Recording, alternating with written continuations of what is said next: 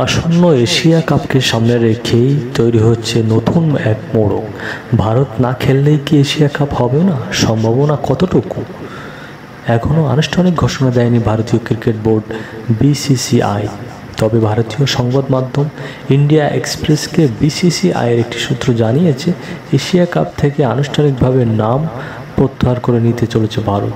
বিষয়টি মৌখিকভাবে Asian cricket কাউন্সিলরকে জানিয়ে দেওয়া হয়েছে। এবছর এশিয়া কাপ হওয়ার কথাই ভারতে, তবে ইন্ডিয়া এক্সপ্রেসের এর খবর কতটা সত্যি তা নিয়ে প্রশ্ন উঠেছে। টাইমস অফ ইন্ডিয়াকে দেওয়া এক বিবৃতিতে বিসিসিআই এক যুগ্ম সচিব দেবজিৎ সাইকিয়া বলেছেন, কিছু সংবাদ মাধ্যমে দাবি করা হয়েছে বিসিসিআই এশিয়া কাপ এবং মহিলা ইমার্জিং এশিয়া কাপ থেকে সরে দাঁড়িয়েছে, কিন্তু এই খবরগুলো পুরোপুরি ভিত্তিহীন। এখন পর্যন্ত বিসিসিআই এমন কোনো সিদ্ধান্ত নেয়নি, এমনকি এই সিদ্ধান্ত আলোচনা পর্যন্ত হয়নি। আমরা এশিয়ান ক্রিকেট কাউন্সিলরকেও কোনো চিঠি দেয়নি।